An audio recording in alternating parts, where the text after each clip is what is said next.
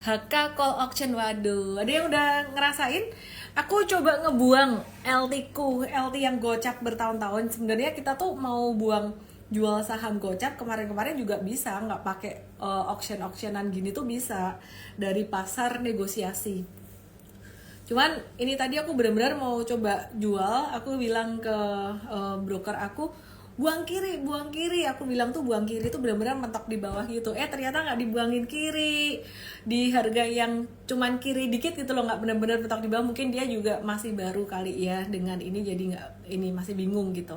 Aku bilang mentok tuh minus 10% gitu, jadi harus cepat-cepat buang karena LT kemarin dari 50 jadi 45, hari ini jadi 40 loh. Harganya benar-benar kayak dimentokin di ARB itu dimentokin. Jadi kalau kalian punya saham gocap ya, harus segera buang sih di harga kiri langsung paling bawah. Kalau enggak nanti bakalan bisa jadi satu. Ya, kenapa? Karena sentimennya benar-benar udah negatif banget buat saham-saham yang kayak gitu. Jadi, aku nggak tahu kalian ada nggak punya saham-saham gocap di sini. Kalau ada boleh tuh dikurang-kurangin ya, atau segera dijual mumpung masih bisa dijual. Kalau enggak nanti tinggal jadi apa? Jadi jimat di portfolio. You on gram mau jual kiri juga nggak kejual karena nggak ada yang beli, bandaranya pun bingung jualnya katanya. Tapi kalau LT ini habis terus gitu, jadi barangnya kemarin dari 50 terus jadi 45. Aku hari ini tadi mau jual lagi nggak kena lagi, besok aku mau buang dari 40 kurangin 4%, 10% berapa, jadi 46 dong, sorry 36.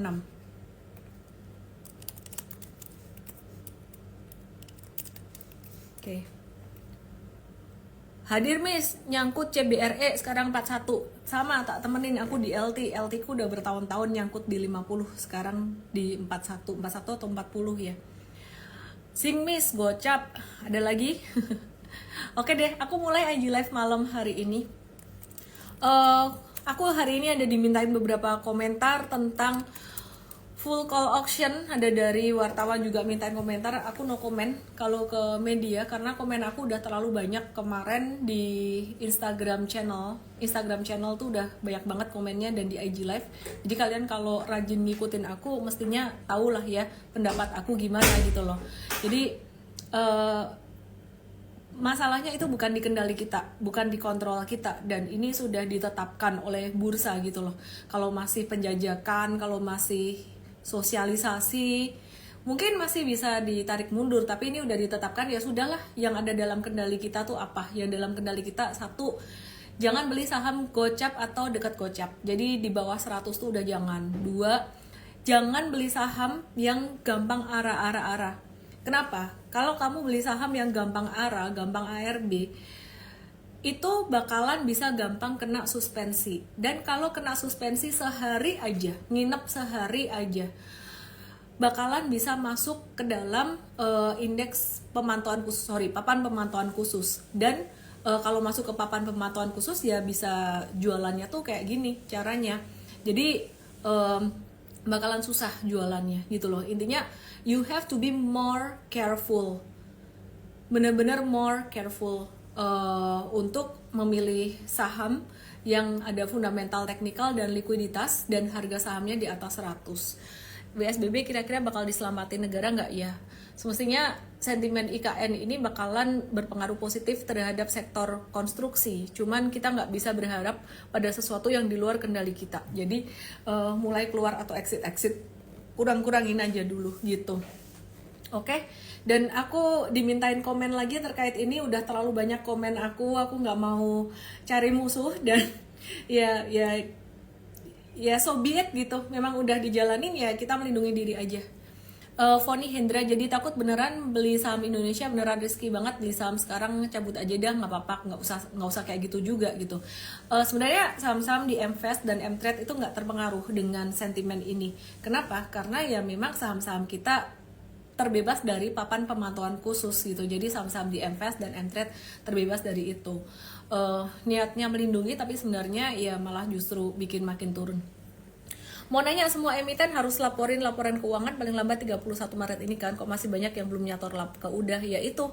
Banyak yang belum nyetor, dan yang belum nyetor telat setor itu bisa kena suspensi juga, dan kalau kena suspensi semalam bisa dijual di papan pemantauan khusus, kena full call auction itu tadi.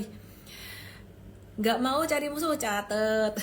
Tapi komennya banyak banget dong, komennya udah kayak gitu di ini tertulis pula. Anyway, tadi ada yang nanya ke aku, member Mtrade disuruh ini nggak sih ngisi petisi? Kagak, Mtrade mah beda sama Ellen kan personal. Ellen ngomong ngoceh sebebas-bebasnya di Instagram channel aku, itu mewakili personal aku. Kalau Mtrade nggak ada urusannya sama ini semua, no comment. Oke, aku mulai bahas ya IHSG gimana ya. Start dari IHSG dulu. Ya, ini IHSG masih sideways aja IHSG-nya. Dan aku ngelihat sideways-nya dalam jangka pendek, tapi dalam jangka menengah panjang ini masih cukup uptrend. Bentuknya rising wedges, sehingga sebenarnya meskipun uptrend kita tetap harus mewaspadai ada rawan potensi profit taking di dalam jangka pendeknya. Hari ini market transaksinya 11,7 triliun, di pasar reguler itu 9 triliun, di pasar negosiasi 2,7 triliun. Di pasar reguler ada yang gede itu TLKM, BBRI, BBCA, terus di pasar negosiasi ada MDKA, BINA, dan BBNI. Aku akan bahas saham-saham ini, terus aku juga akan bahas ICBP, TLKM, INDF yang di pagi hari tadi itu gap down-nya lumayan gede. ICBP itu secara kuartalan agak kurang bagus, tapi sebenarnya secara tahunan masih positif gitu. Jadi ini kayak Albert Tau bilang, bandarnya ICBP sempat banting barang ya. Aku ngelihatnya sifatnya sementara aja, dan benar sore harinya udah mantul. Jadi tadi pagi itu pas dia dibanting ke bawah di sini, ini pas kita lagi morning briefing, aku bilang ya ini kayaknya ada yang kena for sale deh, karena turunnya tuh kebangetan banget. Dengan laporan keuangan kayak gitu tuh kayaknya nggak sampai yang begitulah efeknya, dan volumenya tadi pagi masih kecil, dan ini aku ngelihat ada beberapa yang malah ngumpulin di bawah gitu. Jadi kesimpulannya ICBP-nya malah sekarang bentuknya kayak gini, ini berpotensi membentuk double bottom ya. Kalau double bottom itu tanda apa? Double bottom sebenarnya tanda perbaikan tren dari tren turun menuju tren naik, tapi ini aku belum bisa mengkonfirmasi tren naiknya. Ini dia baru berpotensi membentuk bottom yang kedua gitu ya. Jadi pantulannya malah dengan volume transaksi tinggi. Sehingga kesimpulannya untuk ICBP sendiri ini nggak perlu terlalu dikhawatirkan ya untuk harga sahamnya gimana. Justru TLKM yang masih agak-agak berisiko gitu. Nah, untuk ICBP ini di tahun 2023 ini sebenarnya not bad. Pendapatannya di tahun 2023 tuh masih bisa naik jadi 67,1 triliun, dimana naiknya cuma satu digit sih, 4,8%. Nah, ini karena mie instan dan juga produk lainnya itu cukup laris, penjualannya tuh cukup bagus, termasuk juga penjualan susu atau dairy-nya. Terus pendapatan dari makanan ringannya dan juga dari segmen penyedap makanan, micin-micinan gitu ya. Nah, terus pendapatan dari nutrisi juga cukup oke. Terus kalau dari laba bersihnya sendiri, ICBP itu di full year 2023 itu naik 52% dari full year atau sepanjang tahun 2023. 52,39% secara tahunan. Di 2022 tuh 4,58 triliun, di 2023 itu 6,99 triliun. Tapi secara kuartalan ICBP itu memang mengalami kerugian ya. Jadi dari 1,3 triliun di kuartal 3 2023 terus rugi 69 miliar di kuartal 4 2023 gitu. Dan kerugian ini didorong oleh kerugian dari selisih kurs gitu. Jadi laba bersih secara tahunan itu naik lebih signifikan dibandingkan pendapatannya, karena efisiensi beban pokok penjualan yang berkurang jadi 0,51% secara tahunan. Nah, dengan demikian laba brutonya tuh tercatat naik 15,29%. Kesimpulannya apa sih sebenarnya? Kesimpulannya sebenarnya post non recurring dan juga selisih kursnya ini nggak dihitung, maka laba inti ICBP itu masih tumbuh sebesar 27%, sehingga ini juga masih cukup bagus karena masalah kurs ini sifatnya jangka pendek aja ya. Jadi teman-teman nggak usah khawatir ya soal ICBP ya. Nah, tadi pagi saya belum update untuk berita dan selengkapnya tentang ICBP, tapi ngelihat patternnya yang gap down langsung disupport Tadi pagi saya udah bilang di live trading Mtrade bersama dengan tim coach Mtrade bahwa ini bisa naik nih siang harinya, dan memang benar naik akhirnya. Dan melihat sentimen seperti ini, kita ngelihat bahwa tantangan kurs ini sifatnya sementara, dan kursnya kalau udah membaik maka ICBP juga akan bisa membaik gitu ya. Oke, ini aku akan membahas beberapa komen yang baru aja masuk. ICBP Indofood bakalan akan nyusul Unilever nggak? Kita ngelihat ke depan dari kondisi perekonomian Indonesia juga. Nah, kalau kondisi perekonomian Indonesia lebih bagus, ini akan berdampak positif buat sektor consumer good. Kayaknya kok enggak ya kalau jadi Unilever, karena sentimennya nanti di pertengahan tahun ini udah mulai positif untuk pasar saham Indonesia, di mana The Fed udah mulai turunin suku bunga, dan itu dampaknya akan sangat bagus untuk sektor komoditas. Nah, komoditas tuh ada kaitannya dengan Indonesia, di mana Indonesia itu merupakan surga, salah satu surga dunia penghasil komoditas terbesar. Efeknya tuh gimana sih, kaitannya gimana dengan sektor komoditas? Penurunan suku bunga yang dilakukan The Fed ini bisa mendorong perekonomian dan sektor manufaktur baik di Amerika, Eropa, dan juga di China. Jadi sambung menyambung bisa sampai ke China, dan permintaan komoditas dari Indonesia bisa meningkat untuk mendukung kegiatan manufaktur di berbagai benua termasuk di Amerika. Nah, itu akan menguntungkan sekali buat Indonesia, mendatangkan devisa buat Indonesia dan juga orang-orang yang bekerja di bidang komoditas ini, termasuk batubara, metals, dan sebagainya. Maka dari itu, dengan membaiknya kondisi ini akan menambah daya beli masyarakat Indonesia, perekonomian menjadi membaik, ujung-ujungnya juga akan berdampak ke sektor yang lain, termasuk juga sektor consumer goods. Logikanya cukup panjang, tapi kira-kira kalau dijelaskan seperti itu. Nah, ini Daniel Mulya bilang India juga benar salah satunya. Oke, Marshall Daniel bilang banyak saham di bawah gocap sekarang, rest in peace. Kita ambil positifnya dari kegiatan full call auction ini, meskipun sebenarnya nggak enak buat teman-teman yang udah terlanjur punya saham gocap-gocap gitu. Positifnya adalah sekarang ngefilter saham tuh jadi semakin gampang. Saham yang secara fundamental kurang bagus, saham yang ada di gocap-gocap kurang bagus, itu udah langsung ke filter gitu. Dan nggak lama lagi, kalau ini nggak dihentikan, nggak lama lagi di bursa tuh bakalan banyak saham RP1. Dan aku nggak tahu sih sebenarnya tujuannya tuh apa dari bursa melakukan ini. Semestinya tujuannya positif, tapi pada prakteknya, kenyataannya bakalan bikin makin down. Tapi ya udahlah. Tapi bukannya kalau suku bunga turun, USD turun, mereka yang ekspor bakalan turun income-nya. Mungkin secara nggak bisa ngelihat turun income-nya, karena secara volume atau secara kuantiti bisa naik. USD terlalu tinggi itu nggak bagus juga buat Amerika ya, jadi persaingan dagangnya tuh bisa agak-agak ketat gitu. Mereka nggak suka juga dengan USD mereka yang terlalu tinggi atau terlalu kuat. Misalnya ikut war berburu takjil nggak? Kagak lah. Ngapain? Oke, sekarang aku mau kasih lihat ICBP-nya lagi, potensinya bagaimana buat kalian yang punya ICBP. Nggak usah takut ya, just wait and see dulu aja. ICBP ini potensinya masih ada kok, dia kemungkinan bisa naik sampai 11.000 bahkan 11.225. Nah, kalau kalian takut, itu menunjukkan bahwa sebenarnya pemahaman investasi dan trading kalian tuh belum kuat untuk manajemen resikonya, sehingga kalau pas naik nanti dikurangin aja. Takut menunjukkan bahwa pemahaman investasi, pemahaman tentang saham ini, tentang trading strateginya belum kuat. Dan yang kedua, menunjukkan bahwa modal yang dipakai untuk beli saham itu kegedean. Sehingga yang kamu perlu lakukan adalah kalau dia naik, kurangin sedikit demi sedikit sampai kamu nggak takut lagi. Bayangin dia sampai turun ke angka 10.350, kamu nggak takut lagi, berarti itu angkanya udah pas ya. Jadi sebenarnya takut itu alarm bahwa kamu nggak terlalu ngerti akan investasi atau instrumen ini. Yang kedua, modalnya kebanyakan. Dicatat, dua hal ini sangat penting sekali. Oke? Halo Heru, Daniel Mulya, B.Y. Suwanda, Effendi Liu Cuman, bener juga ya, bukan takut investasi, takut hilang duit. Aku mau bahas Indofood setelah bahas ICBP yang tadi gap down pagi hari. Aku mau bahas Indofood. Nah, Indofood-nya di sini juga sama, tadi jatuh lumayan signifikan. Aku lebih suka pattern-nya ICBP daripada pattern Indofood sebenarnya. Dan hari ini tadi Indofood juga ada ditarik sehingga level 6275 ini cukup kuat.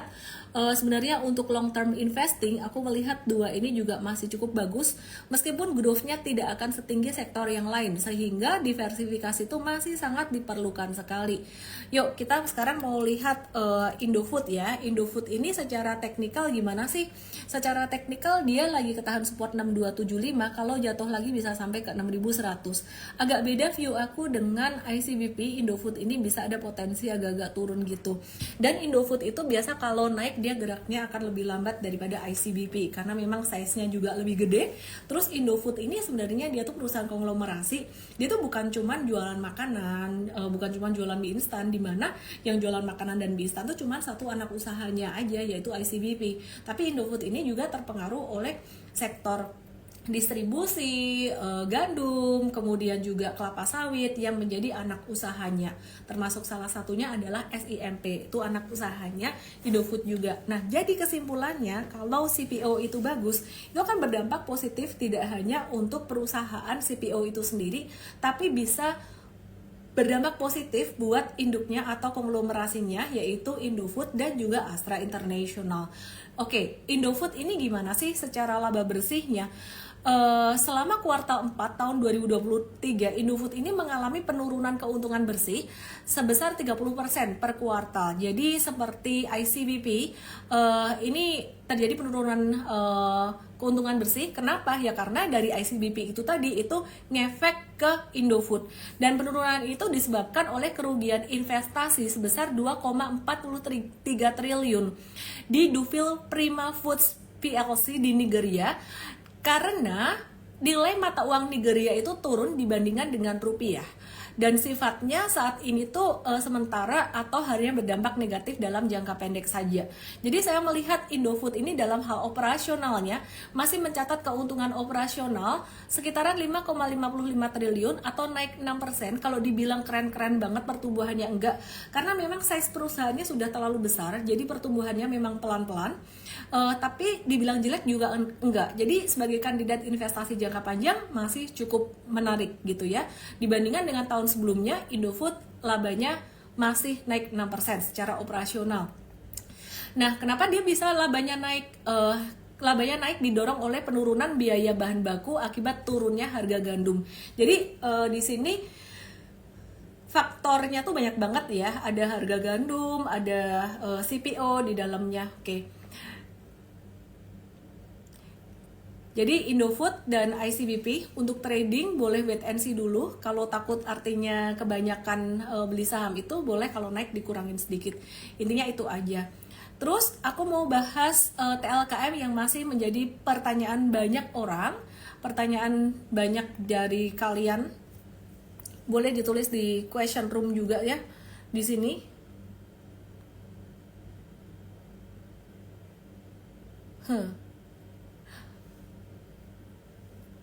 Oke. Aku mau bahas TLKM sampai ini Ilman Fahman nanya sampai please. Kemarin tuh sebenarnya aku udah bahas TLKM dan view aku terhadap TLKM itu masih sama ya. Jadi TLKM ini masih bisa turun sampai ke level 3.500. Jadi view aku terhadap ICBP dan TLKM agak-agak berbeda, di mana TLKM itu aku melihat solid, dia bisa lanjut turun sampai ke level 3.500-an. Hari ini ketahan di level terendah 3610, sementara aja masih ada potensi resiko sampai ke 3500. Jadi buat trader sebenarnya hindarin dulu. Kalau buat investor sama wait and see dulu aja, karena kayak gini masih bisa potensi lanjut turun. Oke, terus Tekim lebih lambat dari INKP ya? Iya, lebih lambat dikit. Malam ini jam 9 ada berita tentang Consumer Confidence US. Ini di level 107, artinya apa? Potensi di level 107 proyeksinya ya. Jadi angka 107 itu artinya apa? Lebih dari 100 itu sebenarnya menandakan masyarakat Amerika dia masih optimis terhadap perekonomian Amerika. Oke, aku akan bahas beberapa saham yang lain termasuk saham sektor perbankan, komoditi batubara metals dan juga beberapa dari sektor mix, ada dari sektor consumer goods, CPO dan properti. Aku ada bahas dikit juga di sini. Tapi sebelumnya aku akan review pertanyaan. Ini call yuk, ada yang minta call, tapi sabar ya. Ini Mayora aku juga akan bahas juga. Udah ikut Miss Ellen aja buang TLKM. Aku nggak punya TLKM. Hehe. Aku nggak buang TLKM, aku nggak punya TLKM. Oke. Aku mau buka MDKA. MDKA. Ini Devina Putri nanya apakah MDKA itu double bottom. Yuk kita lihat ya. Mari kita lihat MDKA. MDKA ini dia sideways, trennya sideways aja. Dalam jangka pendek berpotensi memantul dari area 2230. Jadi kalau mau beli MDKA tungguin aja sekitar 2230, stop lossnya di bawah itu sekitaran 2180 gitu. Nah jadi sekarang masih sideways aja, nggak ada tanda-tanda dia mau uptrend atau gimana. Upside dalam jangka pendek bisa sampai ke 2430 ya. Cuman ada satu yang menarik dari MDKA pada tanggal 21 Maret ini naik dengan volume transaksi yang cukup tinggi sehingga bisa breakout dari 2430 kalau memang kondisinya masih bertahan seperti ini terus. Jadi saya suka lihat saham yang hijau dengan volume tinggi kalau lagi ada sideways. Selama MDKA masih di atas level 2230 itu masih oke. Kalau udah di bawah itu mulai waspada untuk batasi resiko. TLKM aku udah bahas tadi baru aja. Terus sekarang aku mau bahas saham. Tadi udah bahas ICBP, Indofood. Aku akan bahas saham Mayora. Ya, aku akan bahas saham Mayora. Gimana nih kabarnya Mayora? Siapa di sini yang punya Mayora? Boleh tulis di sini aku punya Mayora. Bareng M-Trade, siapa yang punya?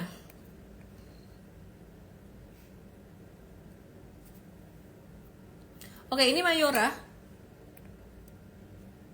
Kita coba lihat. Di trade udah cuan 6-11% dalam jangka menengah, jangka pendeknya udah sempat jual profit taking. Dan aku sebenarnya personally lebih suka trading jangka menengah karena jangka pendek itu cuannya dikit-dikit doang. Dan Mayora M-Trade udah nyolong start dari tanggal 15 Maret dan juga tanggal 28 Februari. Untuk jangka menengah sekarang udah cuannya 2 digit 6-11%-an. Oke, what to expect dengan Mayora? Mayora secara fundamental dia tuh berpotensi untuk menghasilkan laba bersih yang kemungkinan berada dalam kisaran sekitaran 9-10% karena mempertimbangkan tren naik harga bahan baku. Ya, jadi misalnya gula, kopi dan kakao. Meskipun Mayora menaikkan harga produknya, tapi Mayora mungkin perlu mempertimbangkan antara kenaikan harga atau pengurangan ukuran produk. Kalian pernah dengar yang namanya shrinkflation? Aku dulu makan di satu cafe ada onion ring, dulu tuh jumlahnya banyak, kayak ada 8 atau hampir 10 piece gitu dengan harga berapa ya, sekitaran 50.000, berarti satu piece nya tuh goceng kan ya. Nah setelah itu, setelah terjadi shrinkflation 50.000 tuh onion ringnya cuma 5 doang, berarti satu itu jadi 10.000. Nah strateginya sektor consumer good itu nggak selalu menaikkan harga tapi mengurangi size gitu ya. Oke. Jadi inovasi produknya Mayora ini masih cukup menarik ya untuk pasar domestik dan ekspor. Tahun ini Mayora itu dia lagi memperkenalkan beberapa produk baru kayak Kopiko Volcanic Drip, kopi premium untuk pasar China, Roma, biskuit durian dan sebagainya. Secara teknikal Mayora saat ini lagi cakep-cakepnya dan M-Trade udah ngehold cuan sekitaran 6-11%-an. Di sini udah nyolong start beberapa hari kemarin. Jadi thanks yang kalian udah percaya dengan M-Trade. Ini saat ini Mayora lagi rawan banget profit taking di dalam jangka pendeknya. Karena di sini di 2670 banyak nyangkuters di sini ya. 2670 banyak nyangkuters sampai level, bentar ya, aku mau kasih satu garis. Aku pakai rectangle aja ya. Aku pakai rectangle. Jadi area ini yang aku kotakin, ini area resisten banget. Sekitaran 2670 sampai 2750. Bahkan sampai 28. Jadi perjuangannya Mayora ini untuk naik mencapai 2850 ini akan tough banget. Sampai level 2670 ini dia akan ketahan sebentar. Dan kemudian akan mantul lagi gerakannya kira-kira kayak gini nih. Bentar ya. dia gerakannya kira-kira bakalan begini, zigzag begini. Masih naik tapi naiknya zigzag begini. Kenapa? Karena nyangkutersnya tuh banyak. Jadi kayak towel atau handuk yang berat airnya tuh diperas dulu gitu. Jadi di sini untuk buangin para nyangkuters di sini. Nah, kesimpulannya Mayora buat kalian yang punya saham ini udah untung sekitaran 6-11% kayak M-Trade gitu ya. Dan udah cuan dalam jangka pendek. Kalau kalian nggak siap menghadapi fluktuasi ini, boleh jual sedikit, jual sebagian gitu. Tapi kalau misalkan kalian siap menghadapi ini, ngehold aja nggak masalah. Kalau Ellen gimana? Selalu nanyanya Ellen gimana, padahal profil resikonya beda. Kalau saya akan hold, tapi mempertimbangkan juga punya modal di harga berapa. Kalau udah cuannya 6-11% kayak jangka menengah M-Trade, di hold. Tapi jika modal kamu di atas 25-30, sebaiknya ya mulai pertimbangan profit taking jangka pendek. Kenapa 25 kalau modelnya 25-30 mempertimbangkan profit taking jangka pendek? Karena koreksinya itu bisa sampai di 25-30 kayak gini. Jadi zigzagnya mungkin pelan-pelan kayak gini naiknya, nggak akan secepat ini. Aku coba hapus dulu yang di sini ya. Oke, ya, jadi dia akan naiknya perlahan kayak gini, zigzagnya perlahan gini. Oke, nah jadi siapa nih yang punya MDKA? Ayo Ijo, next market nunggu berita apa nih? Bakalan sepi nih, mau lebaran bakalan sepi. Ini pasca, terus Jumat libur.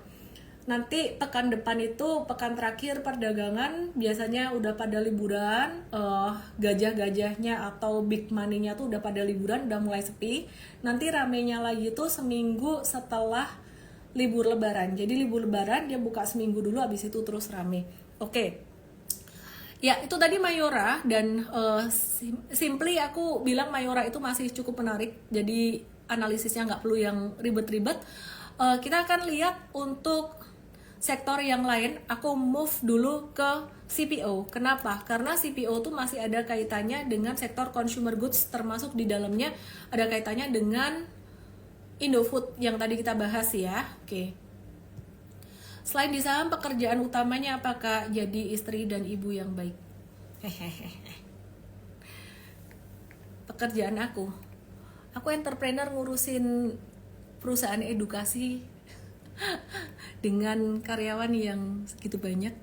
Jadi belajar banyak hal juga. Oke, ke Ali sekarang, ke CPO.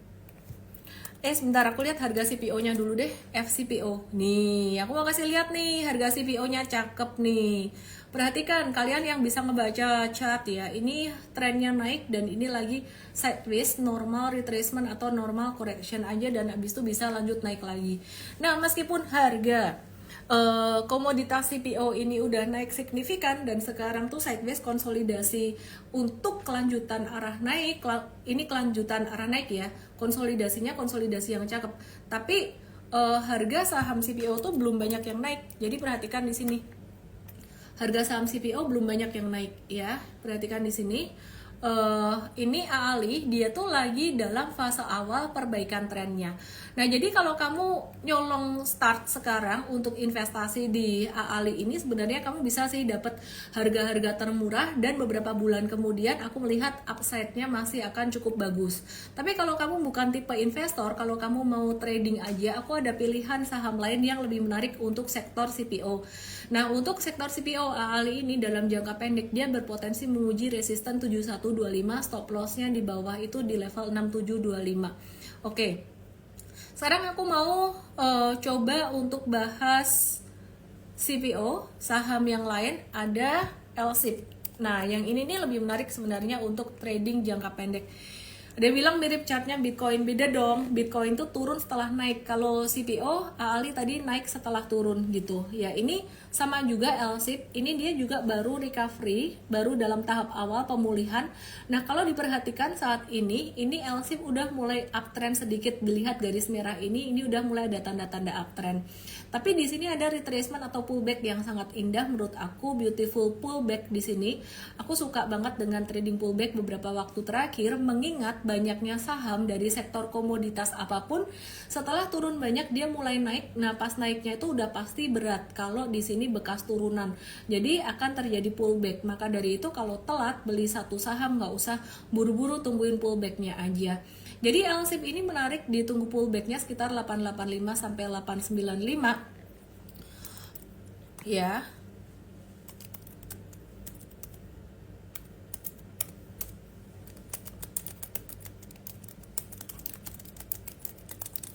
Oke, jadi LSIP ini menarik, ditunggu pullbacknya sekitar 885 sampai 895 di sini. Penurunannya saat ini kita masih melihat koreksinya masih jangka pendek aja, dan kedua MA di sini juga udah mulai golden cross. Sebenarnya ini cuman mengkonfirmasi aja, dilihat kasat mata pun udah mulai uptrend, jadi bisa di watch di sini. LSIP ini profilnya kecepatan pergerakan sahamnya tuh pas di tengah-tengah. Kalian tahu nggak sih cerita apa sih Goldilocks? Ada yang pernah tahu cerita Goldilocks? Anak kecil yang masuk ke rumah beruang, terus dia makan buburnya si ayah tuh katanya terlalu dingin, atau ya terlalu dingin, terlalu banyak juga. Terus dia lihat mangkok buburnya si anak terlalu panas dan terlalu sedikit. Kemudian dia milih mangkok bubur yang pas di tengah-tengah tuh punya ibunya, pas jumlahnya dan nggak terlalu panas, nggak terlalu dikit. Kalian pernah tahu nggak cerita itu? Nah, AALI, LSIP, dan Gosco atau di SNG itu kayak gitu. Nah, jadi si LSIP tuh yang di tengah-tengah, AALI tuh yang terlalu gede, yang agak lemot gitu gerakannya.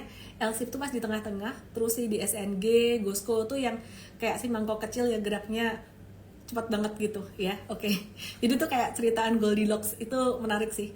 Kalau nggak tahu ya udah. Intinya LSIP itu secara profil risiko lebih cocok buat teman-teman yang udah terbiasa trading tapi tidak terbiasa dengan fluktuasi. LSIP aku juga lebih suka daripada ini. Ada Gosco Plantation, dia gerakannya lebih cocok untuk scalping. Aku skip aja untuk Gosco-nya karena belum aktif juga. Nah, ini di SNG, kemarin di SNG-nya naik kenceng, kita nggak masuk ke di SNG. Kenapa? Karena profilnya dia terlalu banyak bantingannya. Jatuh sekali langsung 8%, naik 8% juga. Dan be very careful, teman-teman, aku cuma mau ingetin, kalian jangan masuk ke saham yang gampang auto reject atas ya. Resikonya bukan lagi jatuh, bantingan, atau ARB. Resiko dari kalau kalian banyak beli saham-saham yang gampang auto reject atas adalah ketika dia kena suspensi, dia akan masuk ke papan pemantauan khusus jika suspensinya tuh lebih dari semalam. Kalian masuk aja di Instagram channel aku, URL-nya ada di profile Instagram aku. Itu kemarin aku ada tulis ya, aku ada forward di situ kriterianya apa aja untuk bisa masuk ke full call auction ya, atau papan pemantauan khusus dan masuk ke full call auction. Salah satunya itu kalau sampai ada suspensi nginep semalam. Jadi saham tuh bisa kesuspensi kalau dia telat laporan keuangan, pergerakannya ada unusual market activity. Dan paling sering karena unusual market activity. Nah, unusual market activity itu biasanya yang di stop adalah yang naik-naik kenceng. Kalau yang turun kenceng tuh jarang banget di stop atau jarang banget disuspensi. So be very careful kalau kamu suka dengan saham yang auto reject atas, auto reject atas tuh nggak ada duitnya, malah nanti kamu bisa kena suspensi atau ARB. Gitu aja ya. Ahmad Fadil Amrullah nunggu papa IPO lagi katanya. Papa PP mah nggak usah ditunggu IPO, tunggu sahamnya dia akumulasi lagi. Sekarang jangan dulu karena TPIA beliau lagi habis jualan. TPIA BRPT jualan, jadi jangan sentuh-sentuh itu brand cuan jauh-jauh dulu ya. Karena kalau kamu sentuh-sentuh itu nanti kamu jadi tempat cuci-cuci piring. Oke? Like riders, market akan crash. Wah, senang saya kalau market crash lagi. Aku masih punya ada tabungan yang aku siapkan buat nampung BCA diskon. Tapi kayaknya enggak deh, market bakalan justru malah akan membaik. Kalau fluktuasi tetap ada, tapi definisi crash aku kasih tahu. Paling simpel definisi crash adalah kalau BCA, BRI, BMRI itu jatuh 40% itu crash. Dan selama hidupku aku mengalami cuma 2 kali. Di tahun 2008 what happened? Kok keluar balon-balon? Tahun 2008 dan tahun 2020 pas pandemi. Kayak gini tadi keluar balon ya? Kok bisa ya? Yuan Kristanto, cepetan crash, kumpulin duit dong. Oke, aku mau bahas saham yang lain. Aku lompat ke perbankan ya, kalian masih ingat nggak sih aku pamer saham Aku pamer saham, aku ada pamer saham di YouTube dan juga di Instagram, tapi yang rame viral banget tuh di Instagram, padahal yang di YouTube itu portfolio yang berbeda dan portfolio growth-nya itu cakep banget. Ada nggak yang nonton aku pamer saham di YouTube? Ada nggak? Ada kayak gitu. Kalau ada tulis ada, kalau enggak gitu ya. Nah, itu di situ aku ada satu saham BNGA yang aku seneng banget, dan seperti biasa kalau udah cuan banyak itu selalu mikirnya kayak kenapa ya dulu aku nggak masuk banyak-banyak gitu loh. Tapi sabar, kalau kamu punya pemikiran seperti itu, seperti halnya juga dengan saya, itu adalah pemikiran yang tidak objektif. Yang paling objektif adalah pemikiran awal, dimana ketika kamu berinvestasi tuh mikir kalau turun atau resikonya dulu. Aku kasih contoh, BNG aku sekarang cuannya udah banyak banget nih, nggak tahu berapa puluh persen, mungkin sekitaran 50-an persen lebih. Kalian ada nonton YouTube aku nggak? Nah, yang nonton tolong bantu dong ditulis BNG aku ada cuan berapa, aku sendiri udah lupa. Nah, BNGA ini termasuk saham yang fundamentalnya cukup bagus ya, aku bilang cukup bagus, dan valuasinya agak mahal. Sebenarnya M-Trade itu nungguin diskon lagi, tapi karena nggak dikasih diskon, akhirnya M-Trade hari ini tadi ada buyback di atas. Nah, BNGA ini juga menjadi portofolio atau pilihan indeksnya MVest, tapi udah keluar dari pilihan saham buy untuk investors yang dulu-dulu itu tinggal ngehold aja. Makanya untuk investors alumni Invest kita tetap update setiap bulan untuk kasih tahu masih hold atau enggak. Dan sampai hari ini kita masih di Invest itu ngehold BNGA dan cuannya udah banyak banget. Saat ini BNGA dia tuh mau mengembangkan lini bisnis syariahnya. Jadi sudah berkembang, syariah ini udah berkembang menjadi salah satu unit usaha yang terbesar di Indonesia dengan pertumbuhan pembiayaan tahunan tuh 17%, dimana itu sangat bagus sekali. Dan pendapatan sebelum pajaknya itu meningkat 26,6% gitu ya. Jadi dengan fokus segmen konsumen UMKM, pengembangan ekosistem komunitas halalnya BNGA ini bakalan bagus banget. Nah, what to do dengan para tradernya? Kalau para investornya udah boleh hold, kalau telat gimana nih? Kalau telat sih aku personally lebih ke BBTN, tapi untuk size-nya kita ada jelasin ada di Mvest. Nah, hari ini BNGA ini naik kencang, sebenarnya aku tetap lebih seneng kalau dia ada retracement, tapi tadi M-Trade udah antisipasi dia nggak ada retracement, bakalan bisa rally, bisa naik lebih kencang gitu ya. Jadi wait and see aja buat kalian yang belum dapat gitu. M-Trade udah ada dapat. Yuk kita langsung ke BBTN ya. BNGA katanya ada yang bilang HK. Jangan deh telat ya. Aku mau ke BBTN. Nah, instead of BNGA yang udah naik kencang dan juga valuasinya udah tinggi, kalian kalau mau investing sebenarnya udah agak-agak telat juga. Kalau kalian ikut Invest dulu-dulu, aku ada kasih tahu, tim Invest ada kasih tahu juga ya, bahwa BBTN itu termasuk yang salah satu valuasinya termurah. Sekarang udah mulai naik juga. Aku ada nambah BBTN beberapa waktu kemarin. Nah, BBTN ini dia berpotensi ada koreksi normal sampai sekitaran 15.20-an atau 15.25. Area 14.85 sampai area 15.30 ya, ini akan menjadi area watchlist kita untuk kita nampung lagi ya. BBTN ini kita akan tampung lagi untuk trading jangka pendek. Jadi kita lagi demen banget untuk trading pullback nih. Nah, tidak hanya saham-saham dari sektor komoditi aja, tapi dari sektor perbankan ini kita juga ada trading pullback. Gimana sih caranya trading pullback atau trading gaya super trader itu? Langsung aja belajar di sini ya, di supertrader.id/basic dengan kode promo IGEMO, sehingga kamu tahu ilmunya juga, nggak perlu dibacain saham terus kayak gini, kamu bisa ngerti. Dan ini gratis untuk 50 orang pendaftar pertama ya, gratis, atau berapa orang saya nggak tahu sih, tim saya bikinnya gimana. Intinya ada dibatasin untuk gratisannya, langsung aja daftar di situ. Oke, karena udah dekat jelang-jelang harinya. Ini lucu Michael Asia, BNGA andai dulu nggak jual separuh. Kalau aku BBRI andai dulu aku nggak jual sedikit pun nyesel. Makanya biar nggak nyesel, kamu harus punya duit yang banyak, nabung yang banyak. Kok bisa? Biar nanti the next crash kamu bisa dapat lagi. Oke, aku mau move ke saham yang lain masih dari sektor finance, tapi bukan perbankan. Aku nggak bahas lagi BBB, Argo, Arto, atau mau dibahas? Aku bahas Bevin dulu sekarang ya. BBB, Argo, Arto mau dibahas nggak? Agak bosan aku karena udah tiap hari aku bahas. Nah, Bovin ini Mtrade udah nyolong start dari 15 Maret kemarin, dan beberapa hari terakhir ini bagus banget chartnya. Dia nurut banget dengan garis tren naik ini, pelan-pelan dia naik, dan kita ngelihat Bovin ini dia potensi patternnya bisa menyusul BNGA gitu. Jadi nggak ada terlalu banyak retracement, dia bisa menyusul BNGA gitu ya. Jadi ilmunya diajarin di Super Trader kayak gitu. Nah, jadi untuk Bovin sendiri ini kira-kira kalau mau buy gimana? Tunggu aja sekitaran level 1280. Kalau dikasih retracement, kalau nggak dikasih retracement jangan dikejar ya. Kita bukan waktunya ngejar-ngejar saham sekarang karena belum lagi strong bullish. Waktunya untuk trading pullback, dan banyak banget sebenarnya potensi untuk pullbacknya. Miss NISP besok ex-date, potensi biasanya kalau ex-date harga sahamnya turun, dan itu sangat normal sekali. Yuk kita mau bahas BBB Argo Arto karena banyak yang bilang mau tadi. Oke. Adaro Cimeme, sejak kapan aku jadi Cimeme? Oke, untung bukan Cimehong. Oke, BBW hari ini breakout dan Mtrade udah nyolok start di 21 Maret kemarin. Cuannya masih belum banyak, masih 1 digitan, tapi kita melihat pattern yang cukup menarik di sini.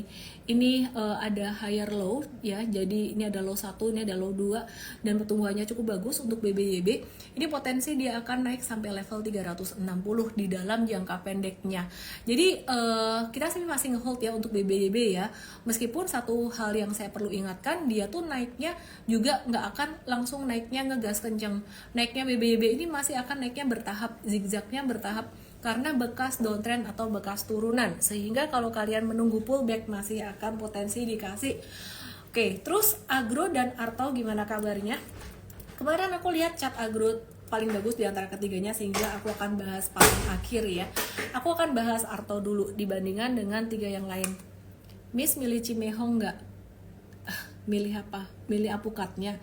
Kita lihat ya, Arto dia ketahan resisten MA100 di sini. Mtrade juga udah nyolong start. Potensi Arto aku turunin gerakannya kayak gini, dia bisa retracement dikit dan potensi lanjut naik lagi.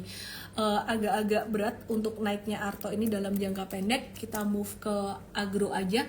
Agro ini jauh lebih bagus untuk patternnya di dalam jangka pendek, dimana kemarin terjadi normal retracement, jatuh itu dengan volume sangat kecil sekali, tapi kemudian dia naik dengan volume transaksi yang lebih bagus daripada kemarin, sehingga kita melihat Agro ini untuk jangka pendek swing trading masih menarik ya, dengan target atau resistance-nya 316 dan 332. Kalau mau beli tunggu di retracement sekitaran 290. Nah, aku akan gambar satu garis di sini untuk Agronya. Jadi Agro itu berpotensi gambarnya kayak gini nih, gitu ya. Jadi ini masih sangat menarik sekali. Siapa yang punya Agro di sini tulis dong, saya punya Agro, saya punya Agro, saya punya Agro. Oke, saya perlu kasih satu disclaimer dulu, terutama buat teman-teman yang baru ngikut IG live aku yang masih pemula. Apa yang aku bahas di sini, tolong kalian kalau belum pernah belajar di seminar ini atau di Investart, kalian belajar dulu. Lagian ini gratis kok, gitu loh, nothing tulus. Kalian belajar dulu, make time 2 jam belajar supaya kalian paham bener akan resiko di saham dan potensinya gimana. Jangan langsung hajar-hajar beli. Yang masih pemula, belum ngikutin IG Live aku, belum ada setahun, belum ikut Mtrade, IG Live gratis, belum ngikut seminar Super Trader Basic ini, jangan hajar beli, oke ya? TLKM saya udah bahas. Ini ada yang bilang punya Agro di 500-an Hicks, nggak usah nangis, nggak apa-apa, nanti naik juga kok pelan-pelan ya. Punya nyangkut, ternyata banyak yang nyangkut daripada yang cuan. Tulis dong punya cuan atau punya nyangkut saham apa. Oke, terus Agro mau buyback saham, hahaha. Dia ketawa, beneran gak sih? Kata Wan punya Agro di pucuk, nggak apa-apa, nanti bisa naik kok, tunggu bulan Juni. Oke, yang di pucuk banget itu, tenang-tenang. Asal jangan masuk ke papan pemantauan. Masuk papan pemantauan, aduh, cokol kalau bahasa Mandarinnya, tau nggak cokol apa? Baiklah, aku akan bahas saham Tewon. Aku move ke sektor properti. Kalau kemarin sektor properti itu yang gerak ada Pani, terus ada Asri. Hari ini aku mau bahas Pakuwon Jati. Nah, Pakuan Jati ini termasuk salah satu emiten properti yang sebenarnya cakep dan menarik buat diinvest jangka menengah panjang karena dia punya recurring income, dan sekarang tuh valuasinya Pakuan Jati ini sebenarnya lagi masih agak-agak diskon gitu, nggak bisa dibilang murah banget enggak, tapi udah agak-agak diskon gitu ya, jadi masih menarik lah buat beberapa bulan ke depan. Upside-nya bagus. Kenapa? Karena sekali lagi The Fed bakalan potensi nurunin suku bunga, meskipun kalau kita ngelihat BI ada potensi naikin suku bunga loh. Kenapa? Karena nilai tukar rupiah kita tuh nggak begitu kuat belakangan ini. Jadi BI ada potensi untuk naikin suku bunga. Nah, tapi tetap sentimennya tuh lebih kuat dari global sebenarnya. Jadi kita wait and see dulu untuk beberapa bulan ini, tapi boleh menabur dikit-dikit. Intinya jangan hajat terlalu banyak. Ini aku buka monthly chart untuk P1. P1 ini di monthly chart kelihatan banget bahwa dia tuh sekarang lagi di posisi bawah dan masih ada upside sampai sekitaran 450 sampai 460-an untuk beberapa bulan ke depan, di mana beberapa bulan yang saya maksud itu sekitaran bulan Juni ya. Jadi sekitaran bulan Juni. Bulan Juni adalah bulan penentuan dan bulan bagus di pasar saham nanti. Jadi kalau misalkan kalian ada bilang sell on May and go away for holiday, biasanya orang-orang bilang kayak gitu, bulan Mei turun. Enggak, aku lihat bulan Mei ini malah jadi bulan orang-orang ngumpulin saham. Dan yang riskan sebenarnya bukan bulan Mei, tapi biasanya yang riskan itu di bulan Agustus dan September. Secara statistik Agustus September banyak yang turun selama beberapa tahun terakhir. Nah, sekarang kita akan lihat P1 untuk jangka pendek bagaimana. Oke, kita review ya. P1 jangka pendek hari ini breakout dikit. Ini M-trade nyolong start per hari ini. Nggak peduli besok-besok dia sideways atau gimana, tapi kalau sideways pun udah ada hari ini naik dengan volume seperti ini, kita melihat ini dalam jangka menengah panjang akan bagus banget dan potensi bisa sampai ke 442. Disclaimer on stop loss-nya jika dia jatuh di bawah 404. Kesimpulannya kalau dia ke 404 ini sebenarnya malah area best price. Cuman kemarin-kemarin kita belum masuk. Kenapa? Karena belum ada pantulan dan kita tidak mau menangkap pisau jatuh gitu. Wawan TBK, seperti kata Michelle, yang penting jangan masuk papan pemantauan. Syarat-syarat masuk papan pemantauan tuh apa aja aku udah tulisin selengkapnya itu di Instagram channel aku. Jadi hindarin salah satunya saham yang gampang arah. Kalau dia arah-arah, dia disuspend semalam kena papan pemantauan, bisa kena full call auction. Max Prombuan, saya pernah ikut Spinar, Super Trader, alumni Super Trader dan Invest, mantap-mantap semua. Karena kalian sendiri sih yang rajin belajar, sebenarnya kalian berhasil karena kalian juga. Tahun ini summer waspada ada Euro 2024 Jerman. Wah, ini bener nih. Thank you udah diingetin Pak Hendra. Ini bener banget, dimana kalau banyak pesta bola, lagi ada pesta bola gede, itu saham turun. Saham turun, baik secara nasional maupun secara global. Tapi ini sentimennya lagi berperang atau sentimennya tuh lagi tarik-tarikan dengan sentimen suku bunga Amerika. Nah, kenapa saham turun? Simple, duitnya tuh mengalir ke judi bola. Jadi duit-duit gede tuh ngalir ke judi bola. Emang institusi atau big money itu mereka bisa ke judi bola juga ya? Mungkin bukan institusinya ya, tapi perorangan yang punya duit di institusi tersebut iya gitu. Oke? Judi bola, ketawa lagi Eli. Bener. Itu aku udah memperhatikan bertahun-tahun kayak gitu. Kalau ada pesta bola gede kayak gitu, uangnya pindah dan di saham agak-agak sepi. Bertarung dengan sentimen positif, The Fed turunin suku bunga. Dan kripto juga bakalan turun. Kalau ada bola, kripto juga bakalan turun. Oke ya.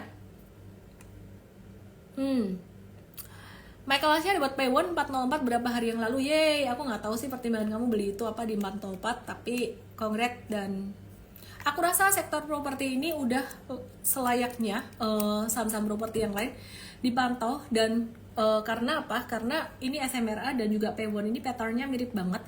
Dia tuh kena support kuatnya, terus kemudian mantul. Jadi percaya nggak percaya dengan chart sih ya, technical ini sebenarnya tuh bisa banget kepake gitu untuk mengantisipasi resiko dan mengantisipasi pergerakan harga ke depan. Nah, ada SMRA, kemarin kita udah bahas PANI, terus kita mau bahas BSDE, tapi sebelumnya aku mau ngintip PANI-nya dikit dulu deh. PANI dalam jangka pendeknya, ini kita udah ada profit taking karena ada candle merah kayak gini. Be very careful dengan sentimen positif PANI, bisa jadi sell on news. Jadi jangan cuman pakai sentimen positifnya doang. Oke ya, terus aku mau move ke BSDE. BSDE. masih downtrend ya, tapi dia udah bangun dari tidur panjangnya seperti halnya si SMRA dan juga P1. Oke, BSDE, SMRA, P1, satu lagi CTRA. Habis ini aku bahas CTRA. Ini BSDE bakalan ada retracement sampai level 975-an, dan kita juga akan nge-watch retracementnya BSDE. Ini menjadi tanda kebangkitan awal dari saham sektor properti. Kemudian kita akan lihat watch CTRA. Kita akan coba lihat CTRA.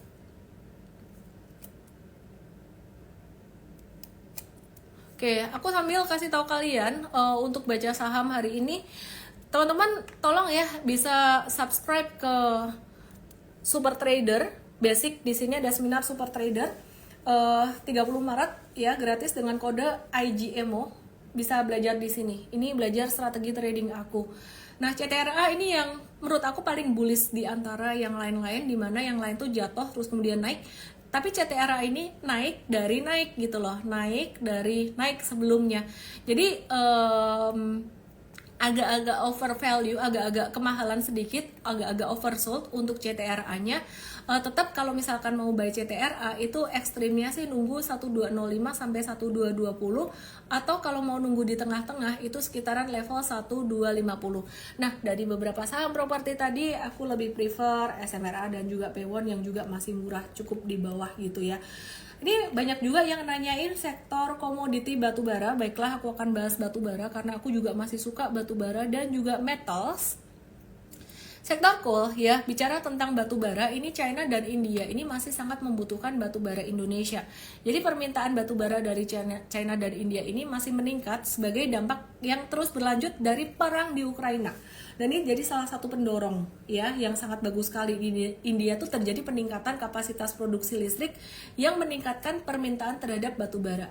Terus kalau China gimana? Walaupun permintaan batubara naik, mereka baru aja menaikkan tarif impor atas batubara dari Rusia. Sedangkan dari Indonesia ini udah ada perjanjian bilateral yang Indonesia nggak kena tarif impor itu. Jadi Indonesia diuntungkan. Nah, 4 emiten yang diuntungkan dengan adanya ekspor ini diantaranya ada ITMG, PTBA, Indi, dan Adaro. Jadi kita akan lihat 4 emiten utama ini untuk batubara dan juga potensinya dari pembagian dividen. Itu aku udah ulang beberapa kali. Aku akan coba bahas dulu. Yang pertama ada Adaro.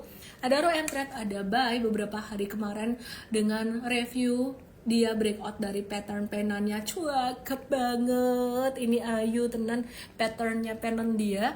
Dan kalau dilihat dari sini, wahai para traders, congrats ya yang udah dapat pas breakout pennant kemarin. Ini berpotensi menuju sampai 2690 sampai 3000-an, disclaimer on. Terus dividennya juga bakalan cakep. ITMG juga udah breakout dari pennant, M-Trade udah nyolong start dari 5 Maret dan sekarang lagi posisi cuan. ITMG lagi cuan ya, jangka menengahnya belum banyak ya cuannya, tapi ini udah trennya udah cukup naik, sehingga kemarin yang terakhir kita masuk di Adaro untuk TikTok lagi. Nah, terus PTBA juga udah breakout duluan ternyata dari pattern pennantnya. Mereka semua melawan harga batu bara yang sempat turun beberapa hari terakhir karena sentimen semuanya pada mau dividen. Disclosure, aku ada nambah juga PTBA sekitaran di level, aku lupa tepatnya harga berapa, tapi waktu itu aku udah beli mungkinan sekitar level 2780 atau 2800-an untuk dividen investing, dan kamu nggak perlu ikut-ikutan saya. Kenapa? Karena kalau aku beli buat dividen investing, aku siap abis itu harga sahamnya jatuh. Aku hold lamaan. Oke, kemudian selain PTBA bisa naik sampai berapa? Jangka pendek sampai level 3000 atau 3010-an tuh ada resisten di situ yang harus diwaspadai, diantisipasi. Kemudian kita akan move ke Indi. Nah, dari 4 itu yang paling masih lemot gerakannya tuh ada si Mbak Indi. Dia baru aja breakout dan hari ini masih gagal breakout lagi dari pattern flag atau pendantnya. Jadi kesimpulannya buat kalian yang telat untuk masuk itu, bolehlah nge-watch Indi. Jika dia naik lagi di atas 1495, breakout potensi menuju ke 1610. Kalau jatuh di bawah 1465, boleh siap-siap batasin resiko ya. Jadi hati-hati Mbak Indi, kalau lagi sewot dia gerakannya lambat, bisa jatuhnya lumayan signifikan. Jadi anyway, tetap harus memperhatikan diversifikasi manajemen risiko ya teman-teman semuanya ya. Jangan kalian karena IG Live ini langsung beli saham, belajar dulu di sini nih di supertrader.id/basic dengan kode promo IG Emo. Oke. James, bagaimana Ci ini calon-calon yang bisa masuk ke atau udah ya papan pemantauan? Be very very careful. Maha sih sebenarnya perusahaan yang cukup oke, tapi seingat aku sih oke ya, lupa ingat oke kayaknya. Tapi aku lagi sangat berhati-hati dengan emiten-emiten yang likuiditasnya kurang. Gold atau meroket kata Mas Pray. Mari kita lihat gold, apa kabarnya gold dan juga saham-saham gold yang menurut aku beberapa tuh masih menarik. Wih, ini goldnya nih kayak gini nih, perhatikan, kayak CPO tapi CPO-nya nggak diperhatiin gitu. Harga gold naik dan patternnya juga masih cakep. Ini konsolidasi yang menarik sekali, ada bendera di atas tanda dia mau lanjut naik. Untuk Antam sendiri saat ini juga trennya masih bagus. Kita lagi menunggu retracement-nya Antam. Mtrade nge-hold Antam ini udah cuannya lumayan banyak. Kok enak ya kayaknya cuan-cuan terus gitu loh. Tapi aku mau kasih tahu bahwa bisa rugi juga loh gengs gitu. Ya, jadi ikut Mtrade sebulan pertama rugi, 2 bulan pertama rugi, bisa nggak? Bisa. Ini saat ini 3 bulan ini yang masuk baru masuk banyak untungnya nih. Oke ya, jadi udah cuan 10%-an. Untuk Antam nih, kita lagi nunggu retracement, semoga dapat retracement sekitaran level 16.15 sampai 16.40-an. Semoga dapat area ini. Ya. Ya, jadi semoga dapat area ini sekitaran 16.10 sampai 16.40-an. This is very beautiful pattern. Kita lagi benar-benar nungguin retracement-nya untuk jangka pendek. Demikian pula aku kasih singkat ya. Ini harum, kalian harus amatin ini. Harum ini kita lagi nunggu retracement-nya juga sekitaran level 12.95 sampai 13.35 sampai area ini, dan kita mau masuk lagi untuk jangka pendeknya. Dimana Mtrade kemarin udah cuan harum ya, kita udah profit taking harum itu cuan 12 sampai 13%. Aku mau pamer cuan ya, boleh ya. Mtrade ini AWLR-nya this month sangat bagus juga. Ini bisa diperhatikan di sini, ini hijau semua, cuan semua baik untuk jangka pendek maupun jangka menengah. Dan banyak yang di atas 5% juga ya. Jadi ini ada yang merah waktu itu cut loss tower. Sebenarnya cut tower juga nggak jelek-jelek amat sih. Anyway, kita mau review untuk yang terakhir, last but not least, the most beautiful pattern. Ada Tins dengan pattern pennantnya saat ini beberapa hari kena best price 770, dan perlu kesabaran di sini. Yang sabar yang disayang market dan yang disayang cuan gitu ya. Bukan saham cuan, aku bukan lagi rekomendasiin saham cuan. UNTR tunggu retracement-nya aja. ACES lagi cakep juga, ACES tunggu retracement-nya juga gitu. Jadi teman-teman, apa yang dimaksud dengan retracement dan apa yang dimaksud dengan stage 1, 2, 3, 4, bagaimana cara membaca cycle bisa digunakan untuk kripto, saham, forex dan sebagainya. Belajar di Super Trader di sini di supertrader.id/basic dengan kode promo IGEMO. Semoga bisa bermanfaat. See you tomorrow di morning briefing Mtrade jam 8:15. Miss, caranya bisa tahu saham multi-bagger gimana? Di sini. Caranya di sini tanpa kamu harus ngerti fundamental, berita dan lain-lain, tanpa harus ngerti kode broker, summary, bid offer dan sebagainya. Kamu lihat di sini nih. Ini diajarin di supertrader.id/basic gratis dengan kode promo IGEMO. Terbatas gratisannya, saya nggak tahu terbatas berapa. Tim saya yang ngatur semuanya. 30 Maret Sabtu jam 10 pagi. Saya Ellen May, salam profit. Good night.